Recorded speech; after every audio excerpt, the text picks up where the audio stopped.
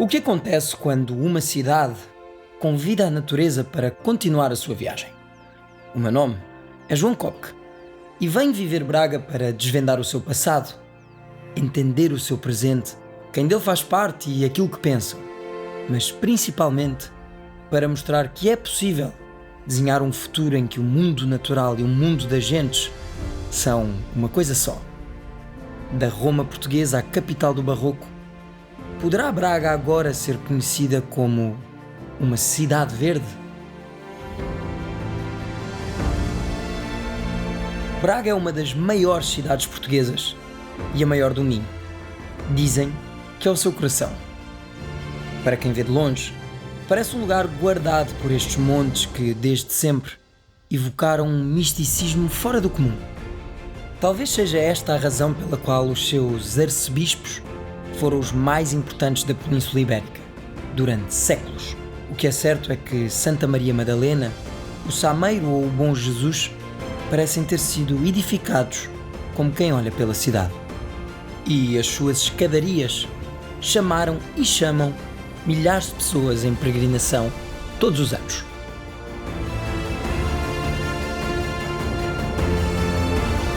A verdade é que este e os outros santuários por onde nós acabámos por passar são locais de peregrinação, lugares de culto e que ancestralmente são lugares de gente.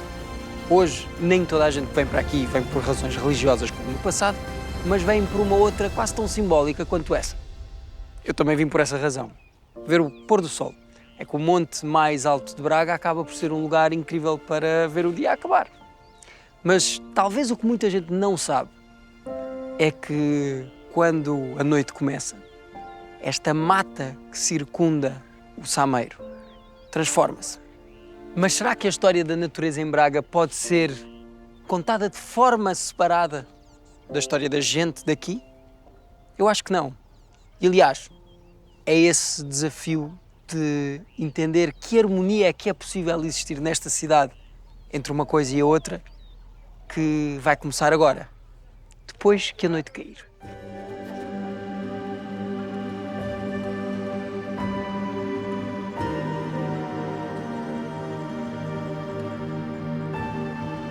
Então, isto era para começar de uma maneira, mas começou de outra. Começou com o João a travar a fundo. Este é o João.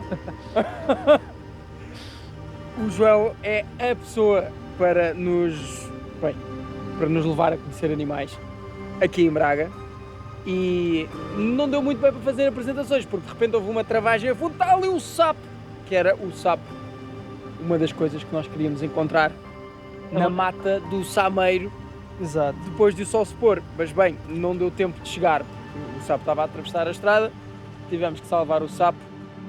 Este é o João, e acho que qualquer amante da natureza gostaria, pelo menos um bocadinho, de ter a sua vida. Ele é fotógrafo de animais selvagens e um verdadeiro ambientalista. Mas o seu trabalho torna-se ainda mais surpreendente quando percebemos que o João é capaz de encontrar animais selvagens em quase todo o lado. É um dos responsáveis por mostrar que Braga é muito mais selvagem do que poderíamos imaginar à primeira vista. Fotógrafo do livro Os Bichos de Braga, se não fosse por ele, muito do que vimos e vamos mostrar não seria possível. Temos aqui um casal de sapos comuns, mais uma vez, em amplexos. Ou seja, vamos ter sapinhos em breve. Estamos a falar de um sapo com 2 andares. Se é um casal relativamente jovem, ainda são bastante pequenos. Este sapo fica grandão? Fica bem grande. Há machos do tamanho desta fêmea e há fêmeas o dobro destes 2 sapos juntos. Como é que tu viste isto, meu? Na verdade ouvi. É, eles fazem barulho. Eles fazem barulho a andar e E aqui há quem coma sapos. algumas espécies de rapinas e também de raposas. Enquanto caminhávamos, o João ia-nos contando histórias sobre alguns dos habitantes da mata. Um dos seus encontros chamou-me a atenção. O maior mustelídeo de Portugal. O tchugo, da família das doninhas e das fuinhas. Eu não sabia, mas podem chegar a 15 quilos e viver em comunidades subterrâneas enormes, santuários selvagens por baixo dos nossos. É que, a esta hora, os donos do Sameiro são outros. Mas nós vínhamos para a noite com uma promessa difícil de cumprir. À procura da Coruja do Mato, que é uma das rapinas noturnas mais icónicas aqui da zona, e também uma que está extremamente bem adaptada para viver nestas zonas de bosque denso, com árvores velhas, onde tem várias cavidades onde pode construir o seu ninho. Nesta altura ela já terá uma prole para alimentar, elas alimentam sobretudo de pequenos roedores, não desperdiçam uma boa oportunidade de apanhar um sapo ou uma rã, por exemplo. Vamos ver se aparece alguma, se temos sorte.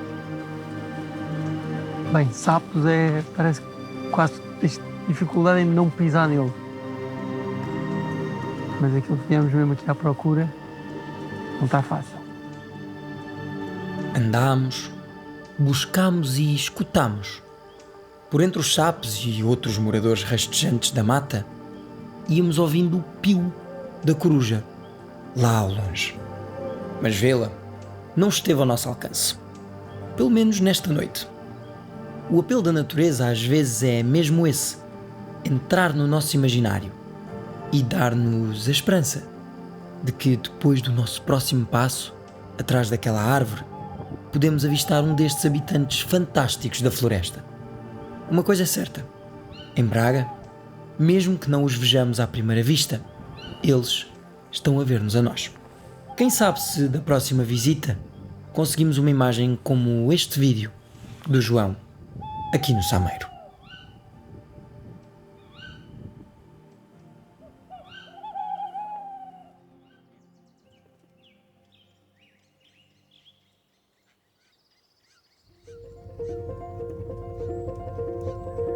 A nossa viagem estava apenas a começar.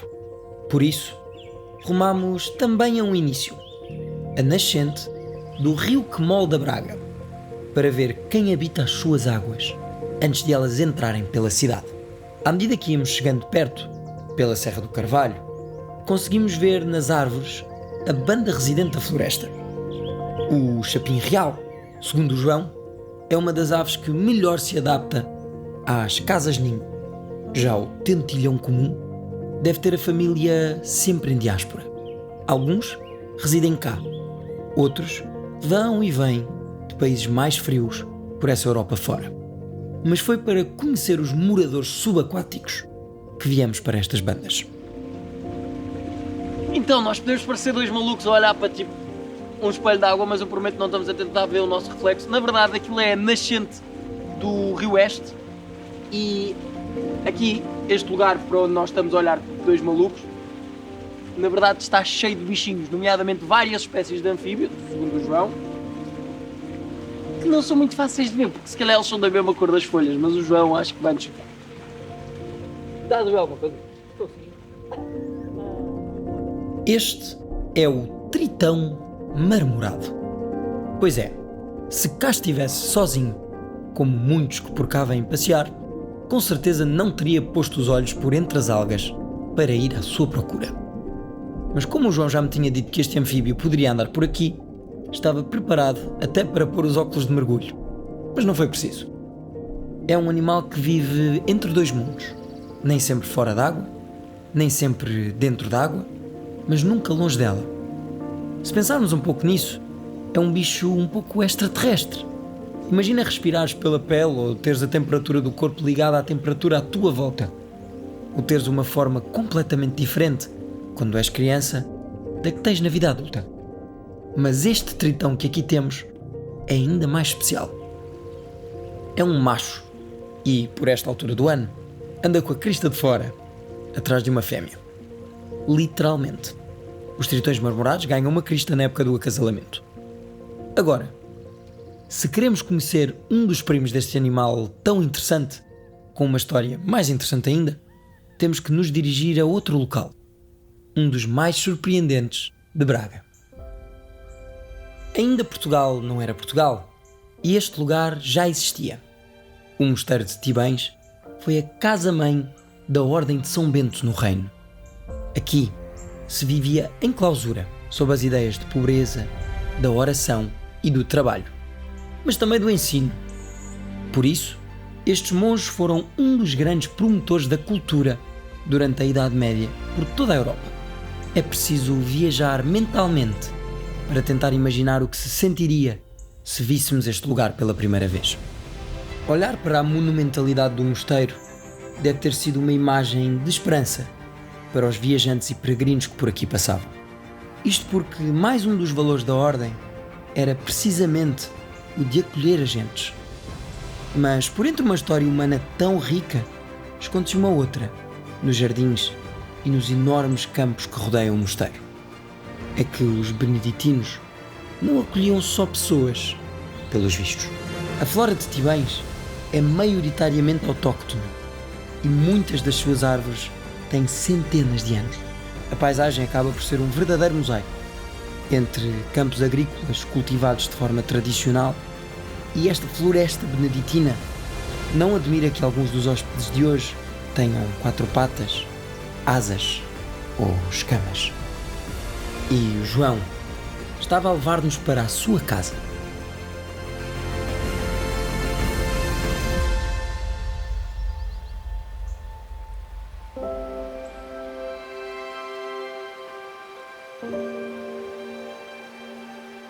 Bem, vou soltá-la, porque a água da minha mão já está a acabar. Eu não quero que ela deixe de estar molhada, mas ela é mesmo querida.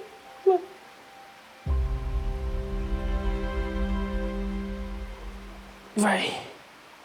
Free yourself. Valeu totalmente a pena ter entrado aqui. A água está super quente. Está ótimo. Mas não estávamos com sorte.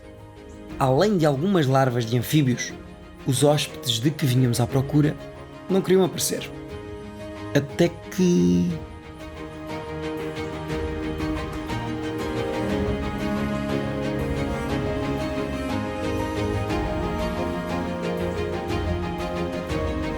Então, esta era a salamandra do fogo.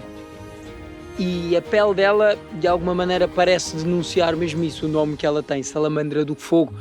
Bem, aquelas peles quando têm cores muito vivas, o preto, o amarelo, assim meio fluorescente. Enfim, é uma estratégia evolucionária que vários bichos usam para dizer não me comas.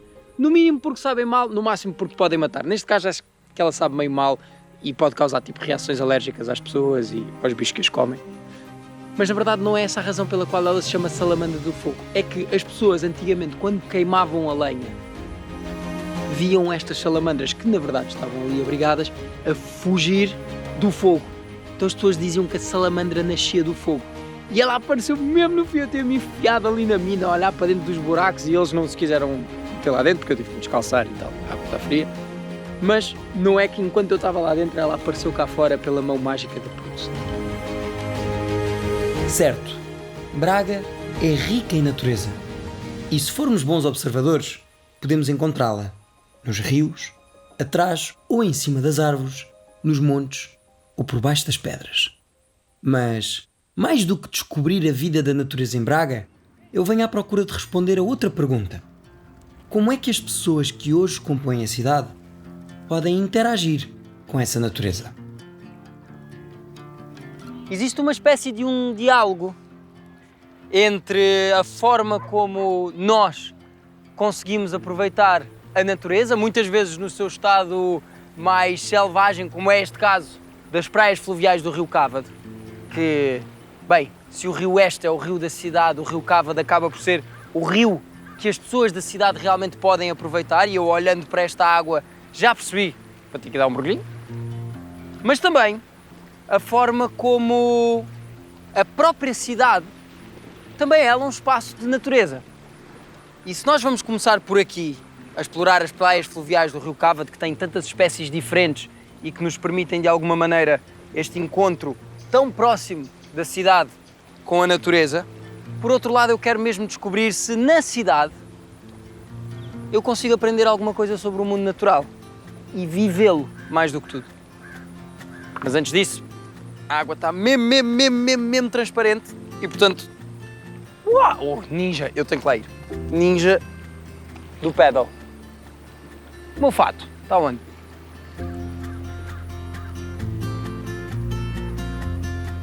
A praia fluvial do Cavadinho, lá ao longe, é uma das praias com a água mais limpa do país.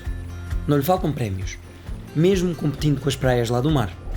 É claro que existe todo um parque de estacionamento e infraestrutura e tal. Aliás, é uma das praias que sucessivamente vai sendo preparada para receber mais gente. Mas e se decidirmos chegar até lá por baixo d'água? Explorar o que o Cávado esconde é entrar numa espécie de mundo novo. Um mundo que não é só nosso. Por entre as árvores submersas, debaixo das rochas, sabemos que por aqui caçam as lontras, em busca dos mesmos peixes que as garças ou os guarda-rios procuram nas margens. É por essa abundância que, mesmo hoje, perto da praia, se vê ainda de pé o pesqueiro a desafiar as águas.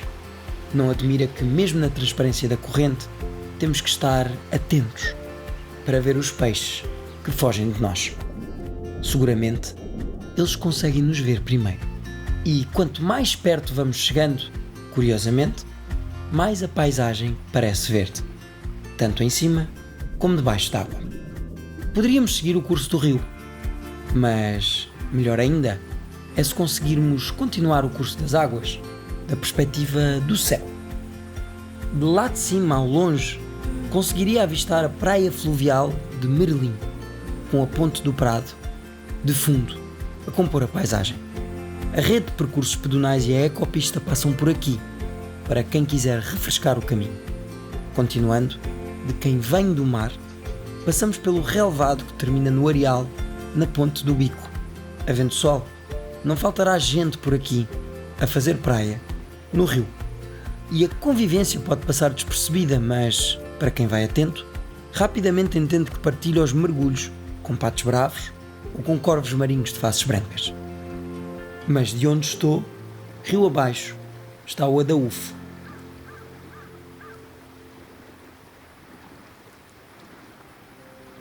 A verdade é que quando a pessoa atraca a embarcação aqui na praia do Adaúfo, o que nós temos é quase como uma praia urbana. Nós estamos longe do centro de Braga, mas temos toda a gente aqui, a apanhar sol, a ouvir música, a jogar vôlei, a fazer... Enfim, o que se faz em qualquer praia. Mas conseguir, de alguma maneira, navegar por este rio e quando nos afastamos um bocadinho da margem que tem tantas pessoas, em nada nós estamos envolvidos completamente pelo arvoredo, pelo som dos passarinhos, pelo ocasional peixinho que salta à nossa frente e nesta altura está tipo um manto de flores brancas a passar pelo outro lado. Aquilo, não sei, senti-me realmente longe, senti-me realmente isolado e tive a sensação que se quer quando estamos próximos da natureza, mesmo estando nós, bem, no meio da praia urbana que Braga tem. Talvez esta uma das mais urbanas, porque há bares e há essas coisas. E por isso esse contraste entre nós termos o verde, bem, bastante intocado de um lado e do outro, as pessoas a aproveitar, foi uma simbologia interessante entre esta coisa que é a ponte entre o humano e o natural. Eu acho que essa ponte vai cada vez mais se esbatendo. E nós vamos explorar exatamente isso, o esbater dessa ponte, mas na cidade. Saber que é possível encontrar um mundo natural rico nas margens do Cávado deixou-me feliz, mas não é tão surpreendente como aquilo que estávamos prestes a descobrir nas palavras de alguém que já acompanha a mudança da cidade há bastante tempo.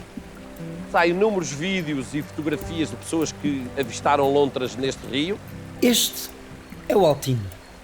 E além de estar com o Rio Oeste pela cintura, a apanhar lixo enquanto fala comigo, tem sido um dos maiores impulsionadores deste caminho que Braga está a levar. A montante, nós fizemos uma grande requalificação atrás do Instituto de Nanotecnologia, onde renaturalizamos o rio. Hoje a fauna e a flora nessa zona também é completamente diversa do que aquela que era aqui há meia dúzia de anos atrás. Ao longo destes anos, o que é que nós temos verificado? Inúmeros cardumes de peixes, botou essa biodiversidade, Tipo o que é que não se via aqui? Olha, por exemplo, trutas que não se viam aqui e agora vêem-se. É verdade que nós as introduzimos com o ICNF há 2 anos atrás, mas é verdade que elas sobreviveram, o que significa que a qualidade da água é boa, porque a truta é um animal muito sensível, é um indicador se a água é boa ou não. É tipo um animal bandeira, não é? Uma espécie de bandeira. Exatamente. E já há mais de 30 anos que não se viam trutas aqui no Rio Oeste. Uma infinidade de pequenos anfíbios também que já se associam até a toda esta dinâmica da biodiversidade que este rio começa tem a voltar neste a ter, momento não é? e começa a voltar a ter. Tu estás enfiado no meio de um rio com umas galochas e a tirar lixo da água. Há uma coisa qualquer de missão contigo, como pessoa, como altino no meio. Eu acho isso curioso, não é? Tu estás aqui. Nosso principal objetivo é sempre também envolver a comunidade. Mas hoje tivemos aqui um grupo de escoteiros também e depois tivemos uma série de voluntários que se quiseram juntar a nós e que andaram aqui, uns dentro, outros na margem, a limpar o rio, porque nós queremos que as pessoas se sintam que o rio também é deles. Mas como fazer para que algo se sinta como nosso? Um dos primeiros passos pode ser mostrar como o mundo que nos rodeia é, afinal, muito mais interessante do que imaginávamos. E, neste caso, muito mais vivo também. No coração de Braga está a ser projetado o maior parque ecomonumental do país. Mas será que esta lógica é válida se o mundo à nossa volta estiver, afinal, debaixo dos nossos pés? Isto é girinos. Mas são girinos, sabe, corredor, que era uma cena que eu ainda não tinha detectado aqui em Braga. Bem, se não tinhas visto destes até agora, acho que vais ver uns quantos ou não? É, não é? Olha aqui um. E o que é que este sapo tem de diferente? É uma espécie, pronto, aqui em Braga é pouco comum, ele está espalhado pelo país todo, não é propriamente uma espécie rara, mas é uma espécie bastante bonita, por assim dizer.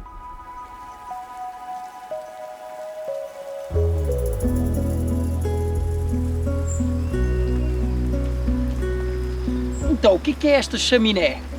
Ela serve para que o ar possa entrar para um sistema de canais que está aqui desde 1700 e troca ao passo e que era o sistema de abastecimento da água em Braga. Na altura do Água Vai, das pessoas mandarem coisas um bocado mais ou menos pela janela, esta água servia para abastecer primeiro uma espécie de reservatório central que depois fluía para várias fontes na cidade onde as pessoas iam buscar a água para o seu dia-a-dia.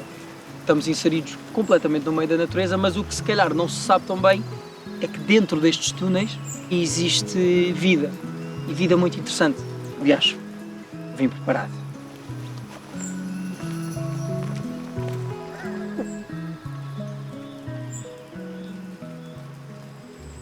Então agora é que se vai perceber porque é que eu estou com esta capa do Conde Drácula.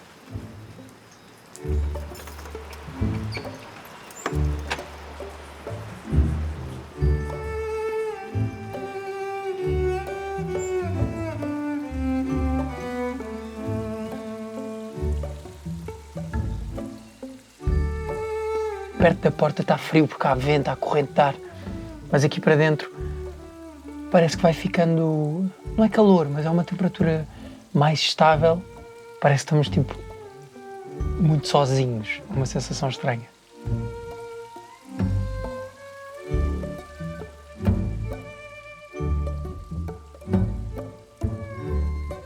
Temos aqui um pequeno morcego a dormir. É um morcego de ferradura pequeno. Eles vêm cá dormir durante o dia para depois à noite poderem ir caçar. Acho que nunca tinha visto um tão tranquilo, tipo tão na boa com tudo.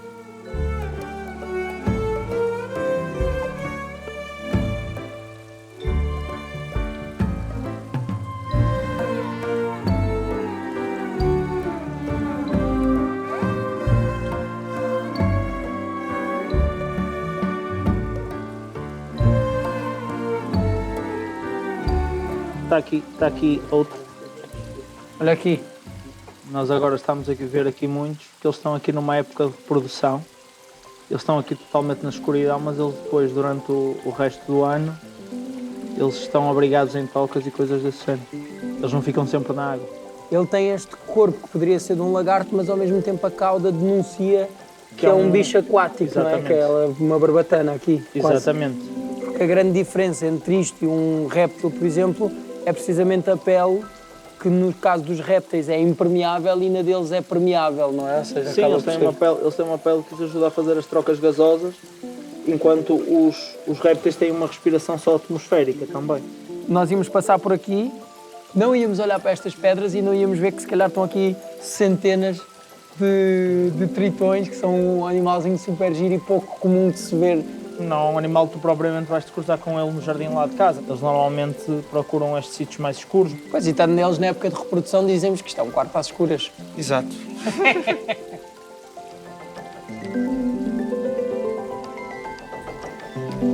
Morcegos, tritões, a engenharia que abasteceu a cidade durante centenas de anos e até há bem pouco tempo, relativamente, e a arquitetura barroca que esconde o que é uma natureza que pode passar completamente despercebida a toda a vida que ainda acontece lá fora. Por cima de nós, ouvem-se as crianças a brincar, porque nós, na verdade, estamos mais ou menos por baixo de uma escola. E ninguém sabe que isto está aqui. Engraçado como é que a natureza se move por caminhos... Só antes de nos irmos embora, de alguma maneira, o que nós acabámos de visitar são túneis e túneis do tempo. Porque nós estamos a ir em direção ao passado. Mas estes túneis ainda abastecem algumas casas, bem, selecionadas em Braga, através de uma lei antiga, de um aspecto qualquer do direito, que se chamava as penas d'água. Então, de alguma forma hereditária ou através dos membros das famílias e tudo mais, estas pessoas ainda recebem esta água em casa. Eu vou-vos mostrar um lugar que levava isto, bem, à outra ponta da cidade. Esta, em particular, ia dar a um orfanato. Portanto, esta mina chama-se a Mina dos Órfãos. E este orfanato está na outra ponta da cidade, para se perceber a dimensão que isto tinha. Eram usadas, bem, sistemas de tubagem, de canalização em pedra, que na altura já tinham uma manutenção feita de forma periódica para não se entupir. Isto é muito interessante, é bastante desenvolvido e nós pensámos que há 300 ou 400 anos atrás estas coisas aconteciam. Era brutal. Quando nós conseguimos conjugar a história com a natureza, bem, nós estamos, na verdade, a contar várias histórias ao mesmo tempo. Vamos embora que está a chover. Se dermos uma volta pela cidade, não demorará até encontrarmos muitas dessas histórias. O Palácio dos Biscainhos leva-nos para ainda mais longe no tempo. Se o edifício remonta ao século XVII, os labirintos do jardim levam-nos a um tulipeiro com mais de 300 primaveras. Uma árvore dos tempos do exotismo que a descoberta do Novo Mundo trouxe a Portugal. Já o Parque das Camélias privilegia as espécies que são daqui. Como funciona como um laboratório vivo, a poda do parque é feita apenas 2 vezes por ano. O objetivo?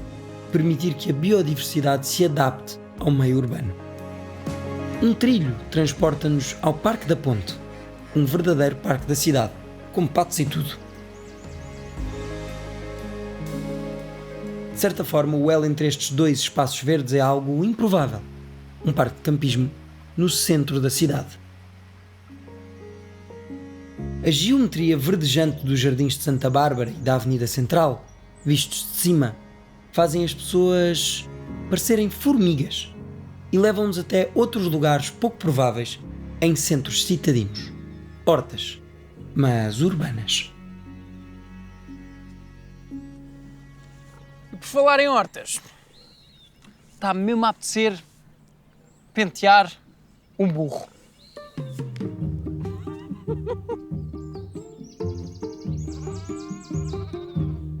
A Quinta Pedagógica é um serviço municipal aqui em Braga, está inserida em meio urbano e foi criada realmente para haver uma ligação da natureza aos ciclos, à produção dos alimentos, de todos aqueles que nos visitam.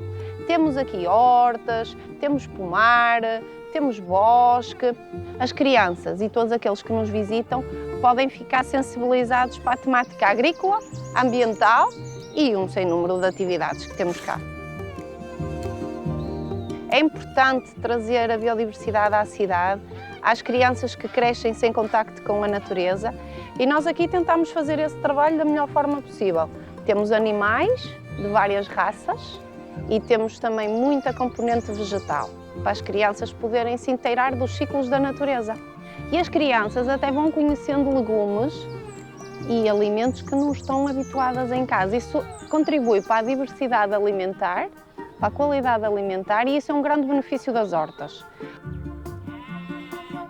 Outro benefício é a ação terapêutica, é aquilo que estamos a ver aqui em loco. Estamos a ver aqui pessoas que são voluntárias, que vêm para cá trabalhar gratuitamente, mas não é só pela quantidade ou pelo que se produz, é mais pelo benefício terapêutico que tiram diariamente de vir para cá. Sim, trabalhar com as mãos.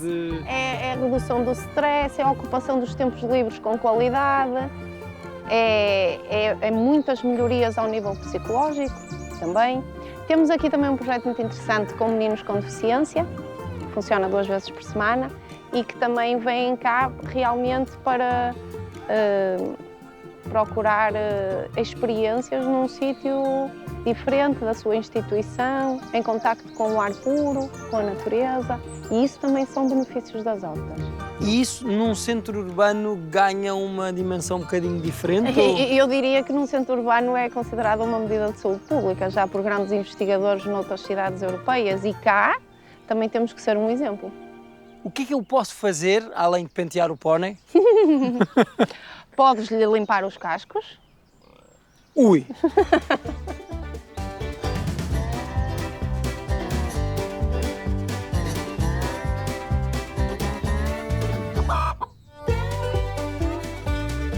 Calminho. Eu gosto dos meus dentes.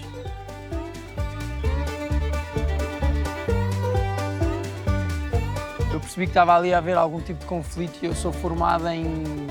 Sou uma pessoa que Já muitas está. vezes chamam-me para resolver problemas. Pronto. Vamos Está lá. visto.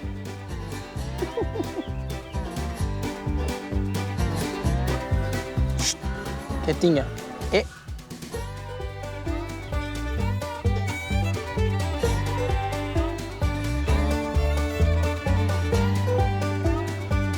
Ele quer as folhas. Pois só que nas folhas está o meu dedo. Aproximar as pessoas da terra e de quem dela tira a vida. Dar à comunidade a oportunidade de tocar com as mãos o verde das plantas, o pelo dos animais. Durante milénios, estas atividades que vivi aqui fizeram parte da nossa vida de todos os dias. De alguma maneira, este contato deve estar misturado dentro do nosso ADN, porque saímos daqui com a sensação de dever cumprido.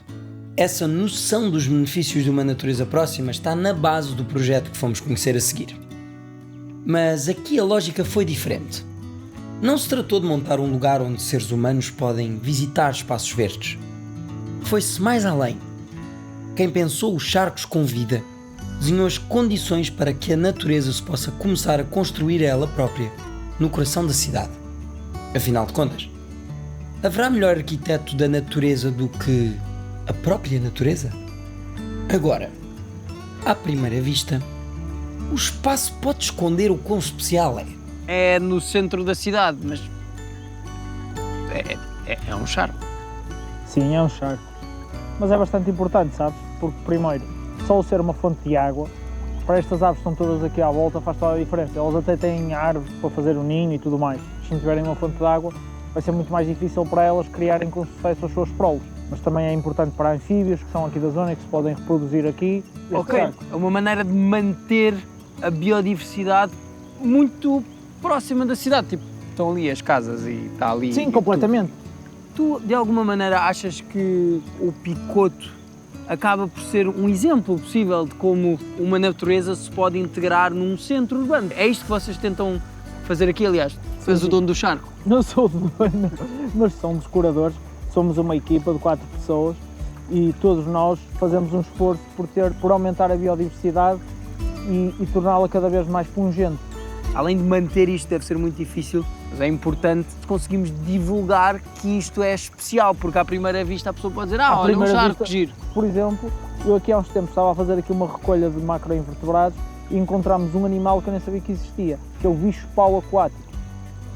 E fui ver onde é que havia mais bicho-pau aquático e aqui no norte de Portugal não existe registro em mais lado nenhum.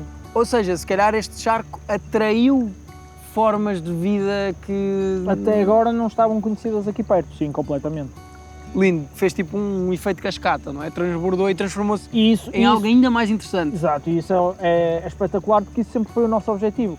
E porquê criar este bioma no centro da cidade e não noutro parque mais afastado? Porque a ideia também é que as pessoas, para gostarem de algo, têm que a conhecer, e para conhecer têm que ver as coisas, e é muito mais fácil que as pessoas venham visitar aqui. É uma forma de não só de trazer as pessoas à natureza, mas também de levar um pouco de natureza às pessoas.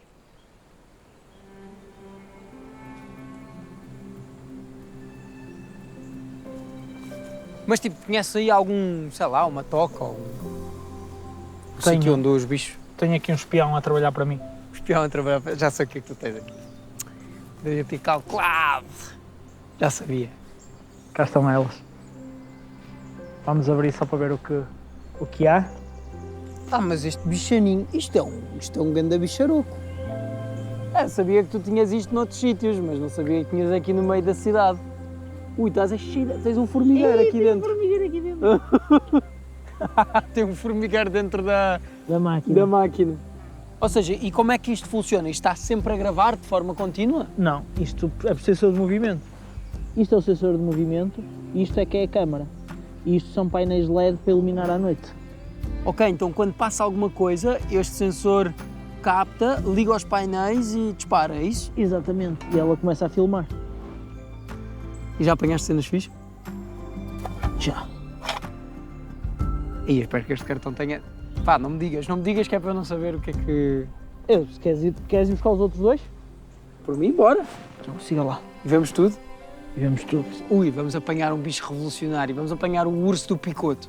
Não era o urso do Picoto. Mas as Strapcams estavam prestes a revelar que aquele lugar que eu acabara de visitar, e por onde passam centenas de pessoas todos os dias, está a dar os seus frutos. João, vamos ver o que é que apanhamos nas câmaras? Eu já vi. Parece, mas essa é só a primeira amostra. Isto é a raposa picota? É a raposa picota. Uma delas, pelo menos. Estás a ver, olha, de dia, se bem cedinho, é que se começa o dia. Mas ela entra, tipo, como? Pela cidade? Ou há montes? Ou como é que ela... Elas são extremamente adaptáveis, elas provavelmente passam mesmo pelo meio das casas à noite e chegam lá. Aliás, aquelas duas eu acho que vivem mesmo ali, não chegam lá. Ui! Aqui estão as duas. Já reparaste que isto foi em fevereiro?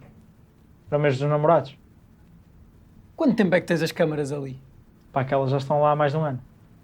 E às vezes há vídeos que fico na dúvida sobre qual espécie aparece. Isto é o ouriço caixeiro. Exato. Ouves as rás por trás, isto é mesmo Isto ao lado do charco. Pois, ou seja, no fundo o charco atrai mais coisas do que só rãs e não sei o quê. Malta Sim, vai toda porque- ali a parar. Uma vez que há ali uma fonte de água boa, todos os animais precisam de água, todos acabam por lá parar. É a vida. Coelhito? Isto é um coelho. Vês ali o prado florido e ele ali a atravessar o prado. A natureza de Braga acaba por ser o teu brinquedo, é uma hipótese de tu brincar. Como é que tu te sentes em relação a isso? Tipo, isso é Epá, fixe? sinto-me muito bem. É extremamente gratificante poder fazer um trabalho assim na minha cidade e ainda por cima com aquilo que eu gosto, que são os animais selvagens. Olha aqui um bom sítio para pôr uma cestinha em dia. Aquela aqui é a top predator. Ela está É no o- é topo o- da cadeia alimentar do Exatamente. picoto, do pequeno Sim. ecossistema que é Ela o é o picoto. predador, ela e a coruja de mato e o búteo talvez sejam as espécies mais... Mais temidas do picoto. Exatamente. Quando tu tens este projeto que de alguma maneira é quase teu, não é? Tu tens alguma responsabilidade com isto? Tipo, sentes que é uma cena que... Claro, sinto que estou a dar à cidade algo, não é? Uma biodiversidade que está ali à porta deles e logo ali no picoto podem ir para lá observar estes animais que também lá estão, que são tão bons como uma girafa ou uma piton ou um animal qualquer desses exótico.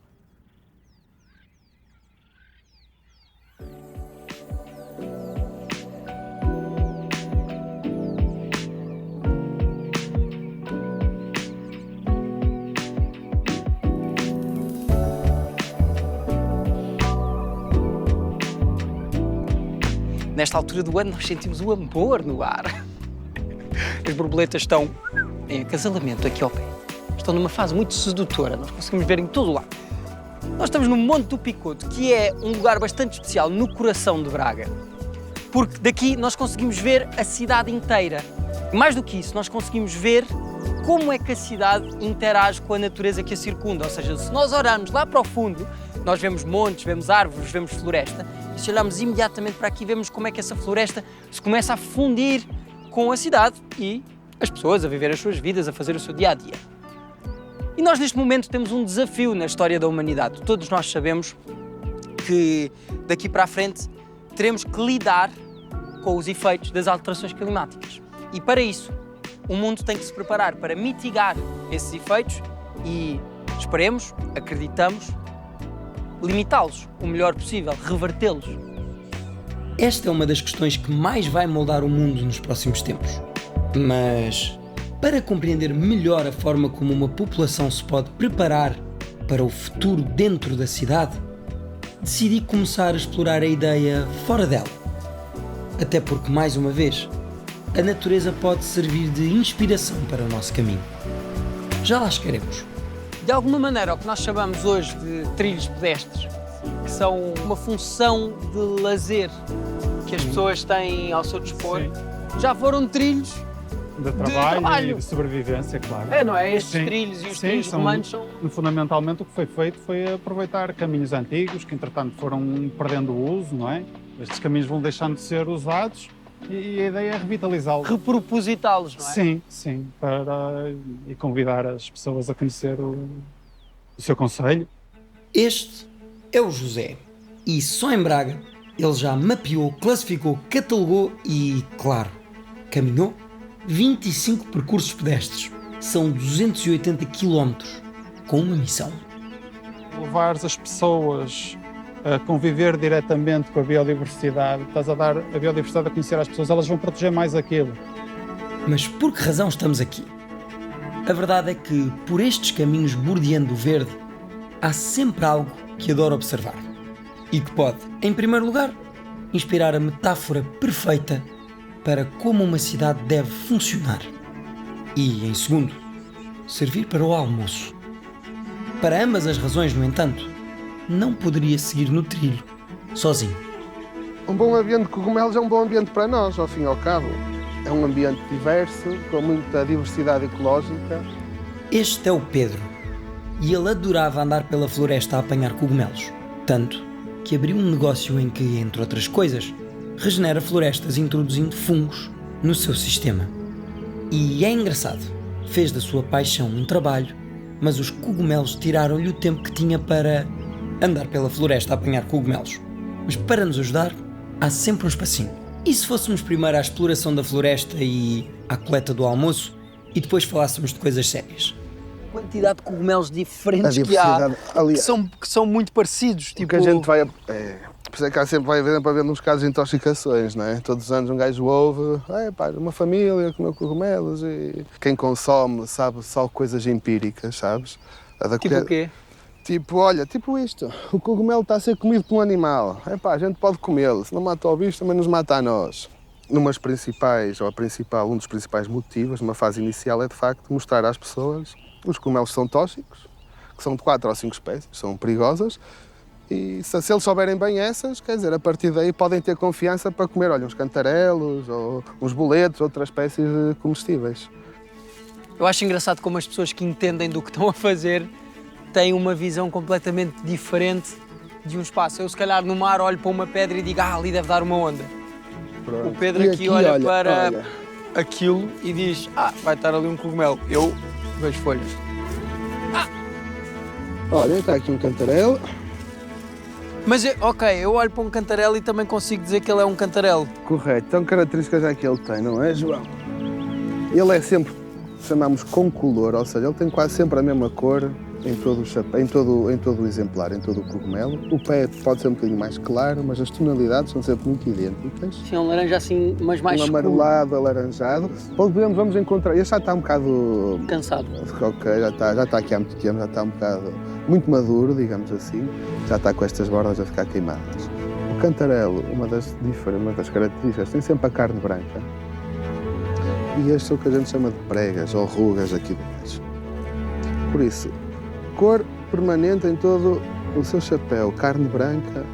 E outra coisa que nós aqui no Minho temos nestes cantarelos primavera Podes cheirar este, João, mas vamos encontrar uns mais frescos. Não sei se consegues aí... É doce. Adocicado, isso mesmo. Tens queda para a coisa. É de facto um aroma adocicado. Nós dizemos que nos faz lembrar os alperces, os pêssegos, dentro desta família. Uau! Textura disto é mesmo bom. Isto é muito parecido. É um cogumelo que muitas vezes consomem nos restaurantes chineses ou asiáticos. O que eles chamam de algas, muitas vezes. Aquilo é um cogumelo? É um fungo, é um cogumelo. E é muito parecido com este. Ok, a minha cabeça acabou de... É uma auriculária, são muito parecidos com estes. Isto come-se? Epá, este em particular eu penso que não. Isto não é sobreiro, não. Espera lá, então vamos levar isto. Só para identificar corretamente a espécie. Mas não misturos com os nossos cantarelos. cantarelos. Pode ir que não há. É? Esta família não é tóxica. Eu não sei se isto é uma auriculária.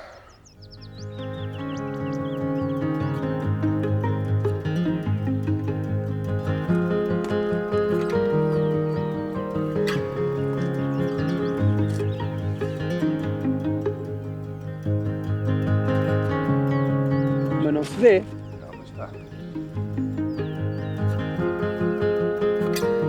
Não estou nada feliz por comer o cogumelo que nós próprios apanhamos. Acho que isto é tipo... É o sonho de qualquer pessoa que gosta da natureza, não é? Captar o seu próprio alimento. São os instintos, não é? Bem, os instintos, é mesmo? Começámos como recoletores, não é? Só depois já fomos caçadores.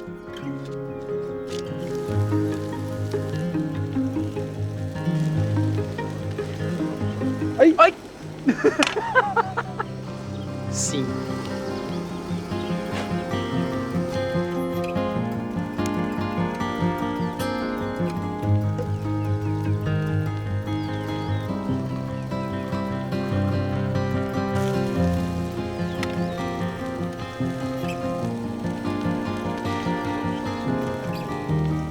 Bom, João, eu acho que isto se pode começar a servir, João. Agora vamos lá ver como é que isto ficou. Estes são os cantarelos. São cantarelos cibários. E eles são, na verdade, um fruto. São um fruto de um fungo, não é? Os cogumelos, todos eles, são frutos, são estruturas reprodutoras de fungos. Já ouviram falar em rede miceliar? Micélio é tipo um tubinho. Imagina um tubo oco, muito fininho, que no seu interior circulam nutrientes, água e alguns antimicóticos. Esta rede miceliar transloca a água das zonas onde há maior concentração para onde há menos concentração. E conseguimos ter o tal equilíbrio num determinado ecossistema. O que é que a planta lhes dá? Eles também pedem algo em troca. Há aqui uma parceria.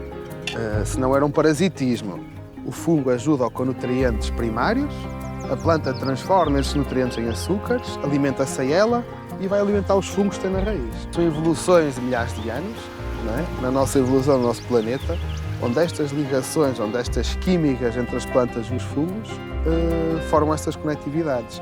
Nós também produzimos num sítio e temos de translocar para outro. Quer dizer, a semelhança é Vivemos num sítio e temos que ir trabalhar no outro. Temos que ir trabalhar para o outro. Aqui passa-se esta estrutura viária, está aqui debaixo dos nossos pés a comunicar em fungos e plantas. É muito interessante. Será que as cidades do futuro poderão ser inspiradas por ideias que já existem na natureza há milhões de anos? Uma floresta que se comunica de forma sustentável por baixo da terra que pisamos é uma floresta diversa, cheia de vida, saudável. Se a comunicação na floresta ficar doente, as árvores e os seus habitantes ficam desequilibrados. Da mesma forma, se as nossas cidades forem pensadas apenas para transportes poluentes, sem espaços verdes, nós ficamos desequilibrados. Por outro lado, se não for permitido a um bosque produzir a sua rede miceliar, tudo o que nele é diverso, rico e sustentável desaparecerá. E eu penso que se não for permitido a uma cidade produzir uma rede natural, também esta será uma cidade muito menos feliz para todos os seus habitantes. E por isso, a cidade de Braga de alguma maneira está a implementar duas estratégias diferentes. Por um lado, está a apostar na mobilidade urbana sustentável. Como é que as pessoas se deslocam de uma forma sustentável dentro da cidade, mas também como é que a natureza consegue integrar esses caminhos, como é que a biodiversidade também consegue ter um caminho para, bem, mais do que subsistir, triunfar. As pessoas estão a fazer o seu caminho, a natureza está a fazer o seu caminho e Braga também. Em Braga, os Os transportes são responsáveis por 50% das emissões de gases com efeito de estufa. Para mitigar esse impacto, em várias áreas da cidade já não é possível circular de carro. Em outras, o seu uso foi limitado para que a estrada possa ser mais facilmente partilhada com outros meios, menos poluentes. Mas, acima de tudo, novas ligações através de transportes públicos movidos a gás e a eletricidade foram pensadas. E numa cidade cujo centro é maioritariamente plano, como Braga, as ciclovias estão sempre a aparecer. Alguns projetos inovadores já estão a aproveitar essa infraestrutura para moldar o presente, mas principalmente para mudar o futuro. O Ciclo Expresso é um deles. Leva alunos até à escola num verdadeiro autocarro constituído por bicicletas. Um monitor acompanha a caravana e, se fosse eu, ficaria extremamente entusiasmado por voltar para casa sobre 2 rodas. Não são tubinhos de fungos que se espalham pelo chão, mas são um passo decidido para nos ajudar a comunicar de forma mais sustentável a cidade. Agora, se voltarmos a pedalar pela ecovia do Rio Oeste, repararemos num outro fenómeno. Em setembro, a nascente está a lacrimejar, ou seja, praticamente não estão em água. Vai apanhando depois algumas águas, alguns pequenos afluentes, e este rio agora está com cerca de 80 centímetros, diria eu. Aqui, por exemplo, se nós viermos aqui em plano verão, este rio aqui não tem mais de 20 centímetros. Se nós não a protegermos, a água vai sobreaquecer e depois tem um impacto extremamente negativo na tal biodiversidade que nós queremos proteger.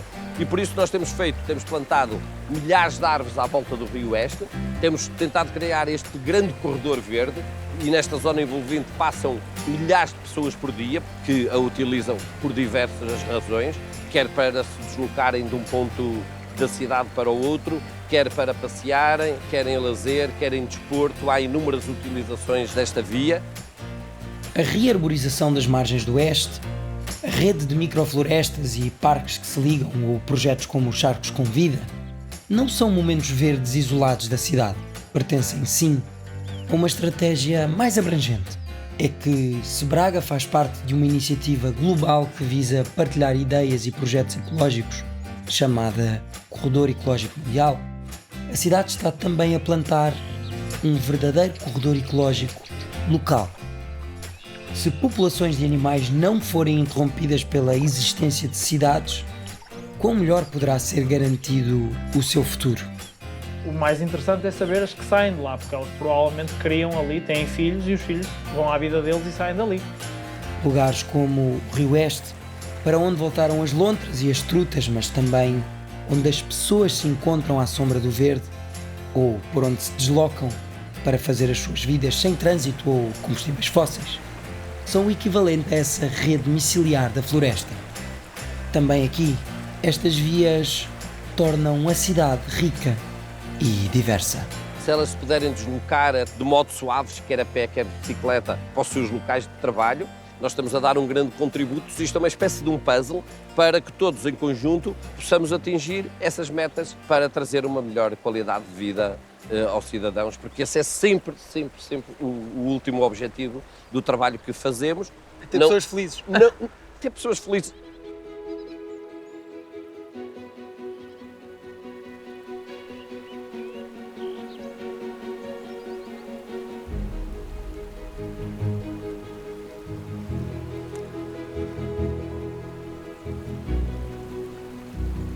Voltamos a este lugar para retomar, quase em jeito de despedida, esta ideia engraçada que tivemos agora de que para a coisa correr bem, para a coisa ter futuro, tem que ser holística, tem que pertencer a toda a gente.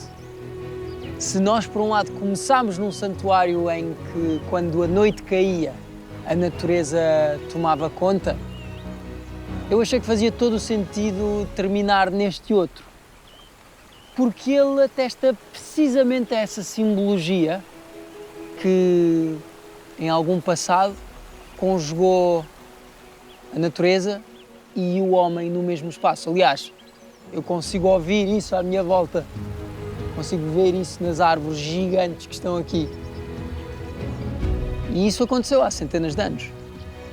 Parece que Braga é um espaço em que pode voltar a acontecer agora e no futuro. Até já!